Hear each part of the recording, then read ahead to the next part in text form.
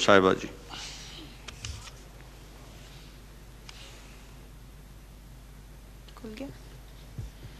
بسم اللہ الرحمن الرحیم. رب اشرح لی صدری ویسر لی امری واحلل عقدۃ من لسانی یفقہوا قولی. بہت شکریہ اسپیکر صاحب. آج اس بہت ہی اہم اجلاس کا دن ہے جس میں ہم اپنے ان جذبات کا اظہار کر سکتے ہیں جس نے آج کل ہمیں اتنا اضطراب میں مبتلا کیا ہوا ہے کہ جس کی کوئی نظیر نہیں ملتی اور کوئی اظہار کرنے کی جگہ نہیں مل رہی تھی. لیکن میں سمجھتی ہوں کہ یہ فورم اس لیے اتنا امپورٹنٹ ہے کیونکہ یہ ایک ریکارڈ پہ آئے گا اور پوری قوم کی آواز ہے, پوری قوم کی ترجمانی ہے جو یہاں پر تمام ممبران کر رہے ہیں. میں اس موقع پہ صرف سب سے پہلے یہ کہنا ضروری سمجھتی ہوں کہ آج ہم کوئی جماعتوں میں بٹے ہوئے لوگ نہیں ہیں, ہم ذاتوں میں بٹے ہوئے نہیں ہیں, ہم کوئی فرقوں میں بٹے ہوئے نہیں ہیں. ہم اس وقت صرف مسلمان ہیں. سب سے پہلے ہمارا مذہب اور ہمارا ایمان ہے جس کا تقاضا ہے کہ آج ہمارے مسلمان فلسطین چھوٹے اس میں بچے بھی ہیں, ہماری بہنیں ہیں, ہمارے بھائی ہیں, ان کا قتل عام کیا جا رہا ہے اور اس کے لیے ہم نے آواز اٹھانی ہے. تو سب سے پہلے ہمیں ایک مسلمان ہو کے آواز اٹھانے کی ضرورت ہے اور وہی میں نے آج اس اسمبلی میں دیکھا اور مجھے اس بات کی بہت خوشی بھی ہے اور میں سب کو اس بات پہ مبارکباد پیش کرتی ہوں.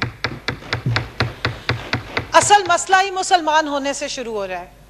جب اگر ہم فلسطین میں جو سیٹلمنٹ ہوئی یہودیوں کی, جس کو اب آج ہم اسرائیل کہہ رہے ہیں, اور میرے بھائی نے صحیح کہا کہ ہم نے اس کو, جب ہم اسے مانتے ہی نہیں, ایک وجود ہے ہی نہیں ہمارے لیے, تو ہم اس کے خلاف کیا بات کریں گے. لیکن اگر ہم اس کا تھوڑا سا پیچھے ہسٹری دیکھیں تو بہت زیادہ پیچھے نہیں.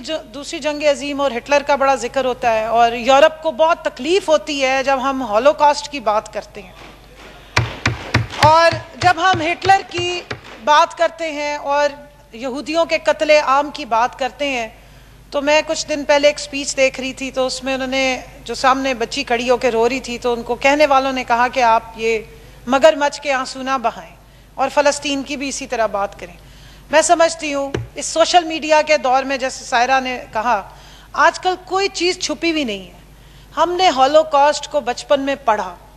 مجھے موقع ملا جرمنی جانے کا, میں 2 دفعہ اسکالرشپ پہ وہاں گئی, ایز اے اسٹوڈنٹ گئی, وہاں پڑھتی رہی اور بڑا دکھی ہوئی.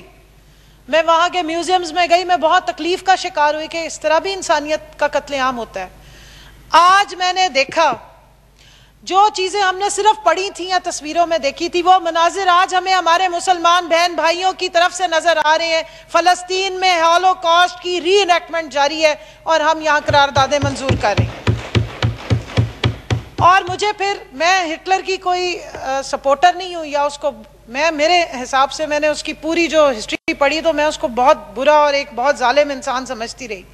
لیکن آج یقین مانے, رات میں سو نہیں سکی. جو تکالیف دہ مناظر سوشل میڈیا پہ آئے, اور اس 10 سال کی بچی نے بھی جب کہا کہ میں تو ڈاکٹر بننا چاہتی ہوں, میں 10 سال کی صرف ایک بچی ہوں, میں رات کو سو نہیں سکتی, میرے بہن بھائی نہیں سو سکتے, ہمارے اوپر بم گرتے ہیں اور ہمیں یہ معلوم نہیں ہوتا کہ ہم صبح اٹھ بھی سکیں گے یا نہیں, ہمارا قصور کیا ہے. تو مجھے ہٹلر کی جو ایک کہاوت ہے وہ بڑی یاد آئی کہ میں نے چند یہودی اس لیے چھوڑ دیے کہ تمہیں یہ پتہ چل سکے کہ میں نے انہیں مارا کیوں تھا. آج مجھے یقین آ گیا ہے کہ واقعی 1947 کی چند تصاویر میرے پاس آئیں جس میں اجڑے پجڑے شلواروں کے بغیر صرف قمیضیں پہنے ہوئے چند یہودی پہنچے تھے فلسطین. اور ایک میموری ہے جو شیئر کی جا رہی ہے جس میں انہوں نے کہا کہ ہم بڑی امیدیں لے کر آئے ہیں ہولوکاسٹ کے بعد, اور ہمیں پوری امید ہے کہ فلسطینی ہماری امیدیں نہیں توڑیں گے. اور آج اگر آپ فلسطینیوں کو دیکھیں تو پھر بندے کو سمجھ آتی ہے کہ حضرت علی نے صحیح فرمایا تھا کہ جس کے ساتھ بھلائی کرو پھر اس کے شر سے بھی ڈرو. اور یہ واقعی آج ہم فلسطین میں ہوتا دیکھ رہے ہیں. میں صرف 2 پوائنٹس میرے یہ ہیں. میں نے شروع میں کہا کہ آج ہم مسلمان بن کے بات کریں. اسپیکر صاحب, آئرنی آف دا فیٹ یا بدقسمتی یہی ہے کہ جب ہم نبی پاک صلی اللہ علیہ وآلہ وسلم کی ذات مبارکہ کے بارے میں پڑھتے ہیں, اور ہمارا ایک ایک بچہ پڑھتا ہے کہ اسلام شروع کیسے ہوا, تو ہم یہ دیکھتے ہیں کہ ایمان کی طاقت بہت زیادہ تھی, تعداد مسلمانوں کی بہت کم تھی. میں 313 کی لڑائی پڑھتی ہوں تو میرا ایمان آج بھی جوش مارتا ہے, جس کا قرآن میں ذکر ہے کہ کس طریقے سے اللہ کی مدد آئی اور 313 نے ہزاروں کا کافروں کا جو مجمع تھا اس کو پچاڑ دیا، ہزاروں کافروں کا جو سامان سے لیس تھا، جنگی جن کے پاس ساز و سامان تھا، دولت تھی، جن کے ساتھ کئی قبیلے اکٹھے ہو کر لڑنے آئے تھے، ان 313 نے اپنی ایمان کی قوت سے انہیں پچھاڑ دیا۔ آج قسمت خراب ہماری، ہم 2 ارب ہیں، کہنے کو بہت زیادہ ہیں، سونے چاندی کے ڈھیر ہیں ہمارے کئی ملکوں میں، کئیوں کے پاس تیل کے ڈھیر لگے ہوئے ہیں، کئیوں کے پاس اٹامک بام ہے، لیکن شاید یہ ہم نے شب رات پہ پھاڑنے کے لیے رکھے ہوئے ہیں۔ یہ سب کچھ ہے، لیکن مسئلہ یہ ہے کہ وہ ایمان کی کمی ہے جو ہمیں ان 313 میں نظر آتی تھی، اور ہمیں اس نبی پاک صلی اللہ علیہ وآلہ وسلم کی تعلیمات میں نظر آتی تھی۔ آج ہم فرقوں میں بٹے ہیں، کوئی شیعہ بن گیا، کوئی سنی بن گیا، کوئی دیوبندی بن گیا، کوئی کچھ اور بن گیا، ایک دوسرے کے گریبان پکڑ کے بیٹھے ہیں، یہ سوچتے ہیں کہ وہ جو 80 لاکھ ہیں پتہ نہیں ان کے پاس ایسی کون سی ٹیکنالوجی ہے، پتہ نہیں وہ کیا ایسے قوی ہیکل ہیں کہ اگر ہم نے ان کی طرف قدم بڑھائے یا ہم نے ان کو دھمکی دی تو وہ پتہ نہیں ہماری گردنیں ہی نہ کاٹ دیں۔ اس کے بعد جب میں فلسطین کے وہ چھوٹے چھوٹے بچوں کو لکڑی اٹھائے ہوئے اور نوجوانوں کو پتھر مارتے دیکھتی ہوں تو پھر مجھے تھوڑی تسلی ہوتی ہے کہ ابھی بھی ایمان موجود ہے۔ شکریہ جی۔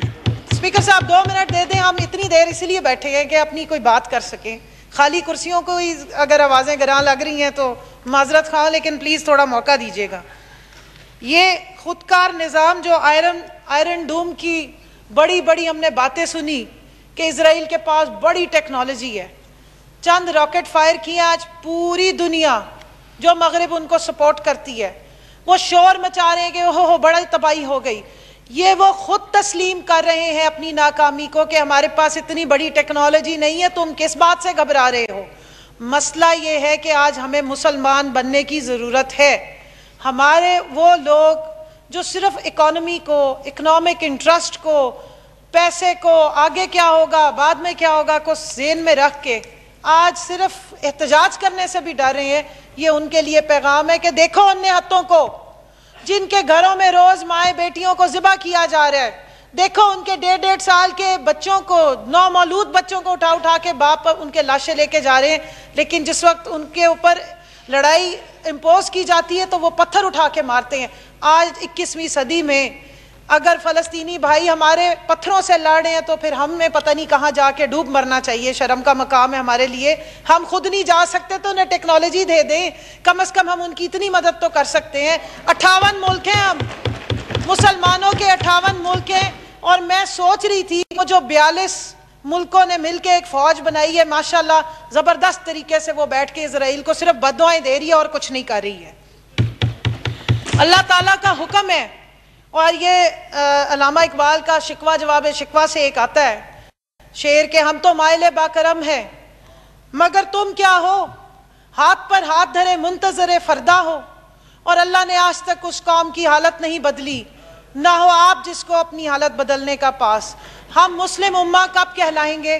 جب ہمارے یہ تفرقے ختم ہوں گے، تبھی ہمارے بہن بھائیوں کے گلے کٹنے بند ہوں گے۔ اور آج میں اس ایوان میں سب کو مخاطب کر کے یہ بات آن ریکارڈ لانا چاہتی ہوں کہ اگر ہم یہ سوچتے ہیں نا کہ اچھا فلسطین میں ہو رہا ہے، ہم اپنے گھروں میں آرام سے سوتے رہیں، تو یہ وہ آگ ہے جو رکے گی نہیں، یہ وہ آگ ہے۔ اور اس میں ہم نے سوشل میڈیا پہ ہی پوسٹ دیکھی کہ انہی کی ایک خاتون نے یہ بیان دیا کہ جب پہلی دفعہ ہم نے اٹیک کیا فلسطینیوں پہ تو پوری رات میں ڈر کے مارے سوئی نہیں کہ ہر طرف سے عرب ہمارے پہ شاید حملہ کر دیں گے، لیکن اگلے دن ہمیں بڑی تسلی ہوئی ہے دیکھ کے کہ کسی نے ہماری طرف انگلی بھی نہیں اٹھائی۔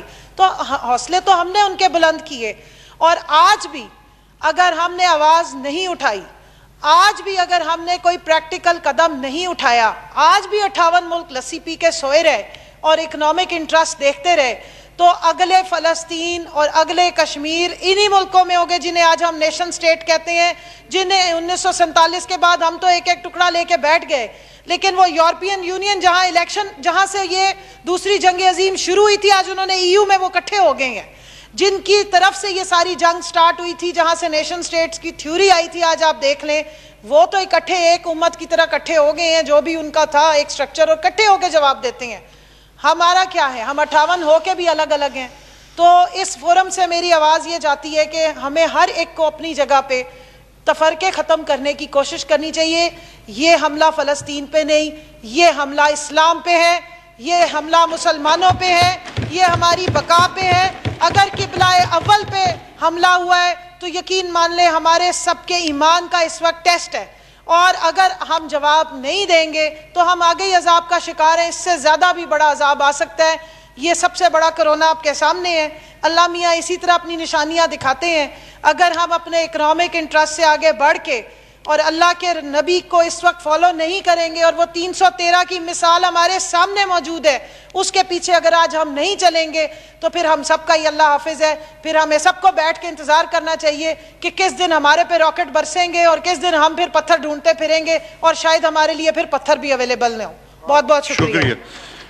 جی کنول شوذف صاحب، اسلام کا جو بنیادی نقطہ ہے، جو بنیادی جز ہے، وہ انسانیت ہے، اور آقائے دو جہاں حضرت محمد مصطفیٰ صلی اللہ علیہ وسلم کی جو ابتدائی زندگی ہے وہ انسانیت پہ مشتمل تھی اور ہے، ہمارے لیے مشعل راہ ہے. آج ہمارا مسئلہ جو سب سے بڑا ہے وہ کوالٹی کا ہے، کوانٹٹی کا. یہ بنیادی نکات ہیں کہ کوالٹی نہیں ہے اور کوانٹٹی میں شاید ہم بہت زیادہ ہیں. اور اگر آپ کو پڑھیں آقا دو جہاں محمد مصطفیٰ صلی اللہ علیہ وسلم کے آخری ایام پڑھیں تو آپ صلی اللہ علیہ وسلم جب ان کو صحابہ کرام لے کے گئے منبر پہ تو آپ نے فرمایا ہے کہ مجھے ڈر جو ہے کثرت اسباب کا ہے، اور ہماری امت میں جب کثرت اسباب آئے گا تو وہ کوالٹی میں بھی اب ہمارے لیے مسئلہ ہے. تو سب سے پہلے اپنے پیروں پہ کھڑا ہوں گے. اسلام ایک مکمل ضابطہ حیات ہے، کاش کہ ہم اس کے اوپر عمل کریں. ہم نام کے تو مسلمان تعداد میں اربوں میں گو ہیں، لیکن اسی طرح اگر فال آپ بغداد کو پڑھیں تو اس میں ہلاکو نے کہا تھا کہ کاش کہ آپ یہ جو آپ نے اتنے پیسے اکٹھے کیے، یہ اتنا سونا چاندی اکٹھا کیا، اپنی افواج کے اوپر لگا دیتے تو آج یہ گلیوں میں خون نہ ہوتا. تو شکریہ جی. عالیہ حمزہ صاحبہ جی.